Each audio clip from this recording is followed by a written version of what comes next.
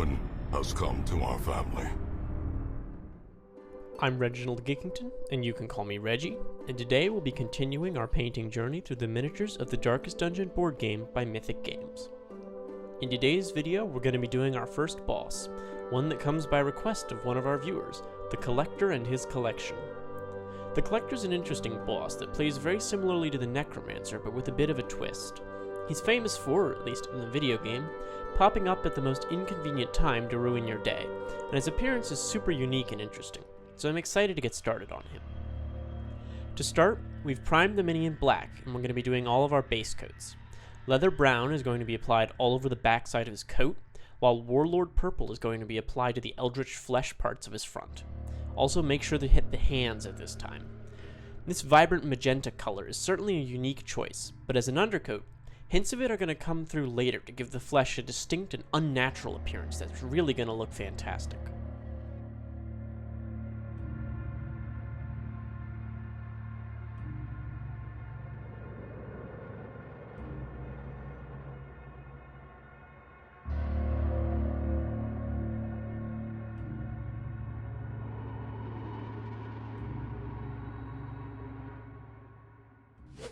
Next up is going to be Mechanica Standard Gray and Sotek Green. The former is going on the fur cuffs on the sleeves, and you may as well do the base while you're at it, and the latter is going on the flaming skull inside the cage he wears on his head. I have no idea what exactly is going on with it, whether he was imprisoned and broke out of his restraints, leaving only the cage, or whether he placed it there himself, or maybe it's not a cage, but more of like a lantern holder. It really is quite a mystery.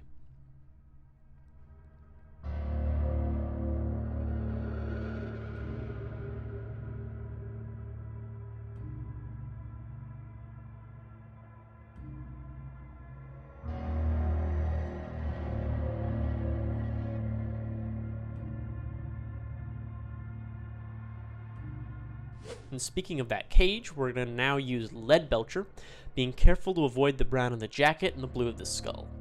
When painting minis like these, who have internal details, it's often to best paint those before you get to the external details, since it's hard to paint something like the cage skull without accidentally hitting the bars, but it's a lot easier to paint the bars without touching the skull.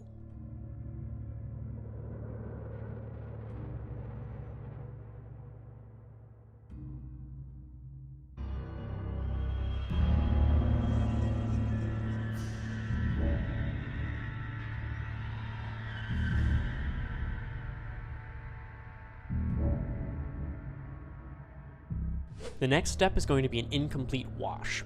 We're using black wash on the skull, the bars, and the entire front side of the mini, along with the base, so the entire fleshy portion of his body, plus the sleeve, cuffs, and hand, and the stone underfoot. But the cloak, on the other hand, gets no wash. It's just going to get a buff dry brush applied to it like so.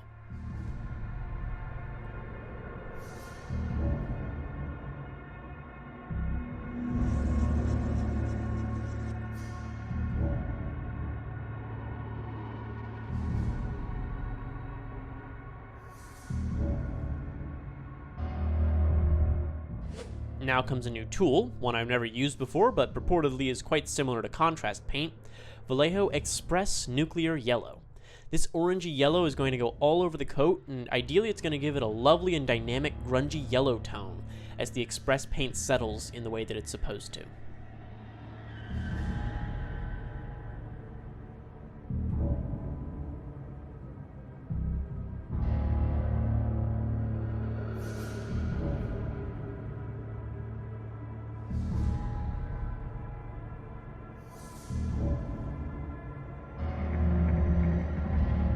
To finish up his coat, we're going to use gold, yellow, and buff to do a set of large and small highlights on the fabric, following those lines where the cloak creases and folds. Also, apply buff as a coat over the light strips around the shoulders. There's a set of 3 concentric ruffles that get this treatment.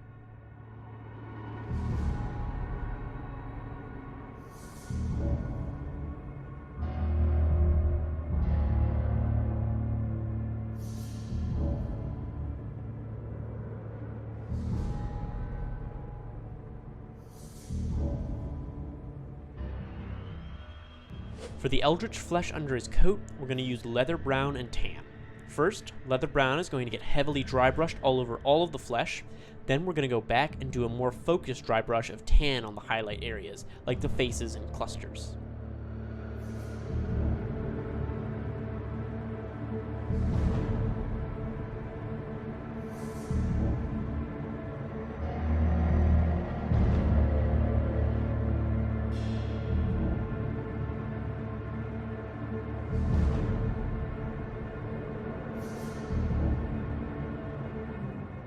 We're going to give the collector some mysterious glowing energy now, with electric blue applied as an edge highlight all over the skull, the energy growing from it, and the eyes of the faces under his coat.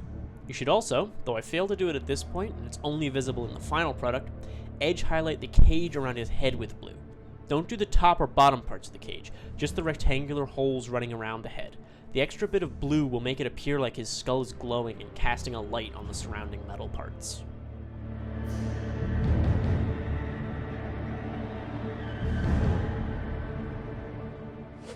We're going to further enhance the glowing blue energy by making a 1-to-1 mix of electric blue and ghost gray, which we're going to be using to highlight the tips of the skull's energy and as a dot in the center of each glowing eye. Also, if in any location you spilled some of that blue outside of the pupil, take the opportunity to use black wash to patch that mistake, since you really want those eyes to feel like they're floating in black voids, divorced from the flesh around them.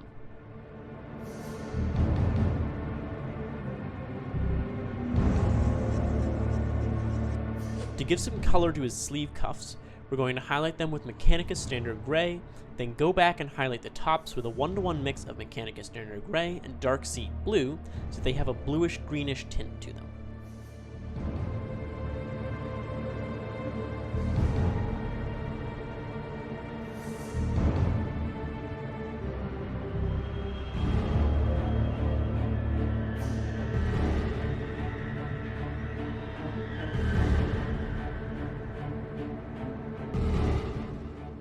Since we've already painted the base gray and washed it, all that's left is Black Templar for the black shadows and base rim.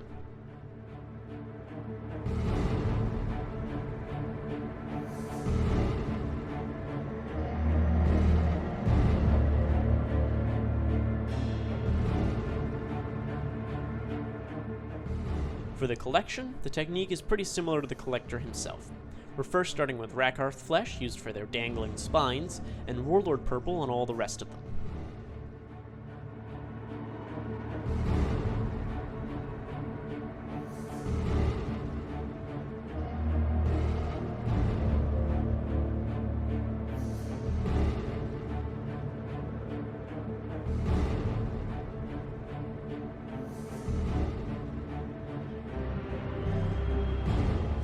Now we black wash the entire thing. Excuse the photo here, it was taken after I'd already done the washing.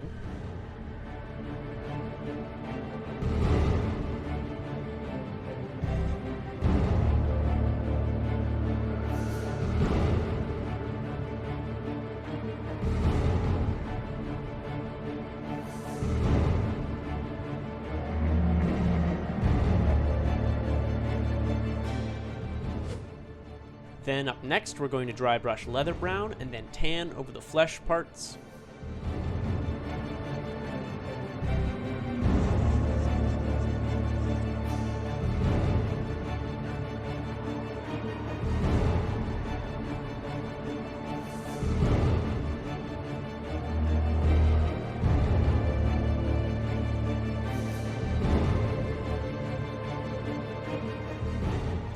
We're highlighting their eyes now using electric blue followed by a 1-to-1 mix of electric blue and ghost gray in each pupil. Like we did with the collector's cage, I added a little electric blue line along each brow and cheek so that it appears as if the eyes are glowing.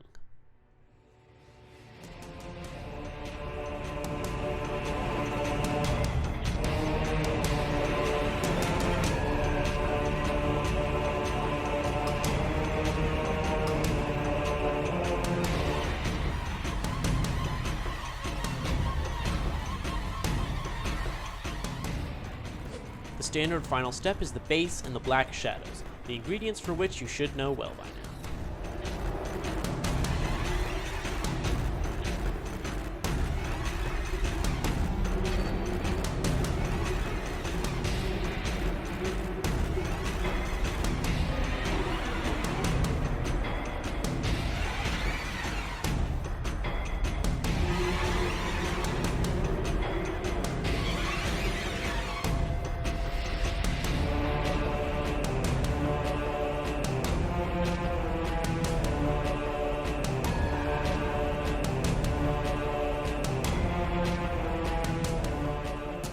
just like that, the collector and his collection are done. I think they turned out pretty well, and thanks to that pink layer, their flesh has a horrible and eerie quality to it that I really like. The yellow of the coat came out rich and vibrant, while still being grungy, and the glowing blue energy adds a nice pop to it all. I hope this tutorial was helpful to you all. We're going to be returning to Senjutsu after this, painting the last of the 4 base game heroes before we finally get to its expansions.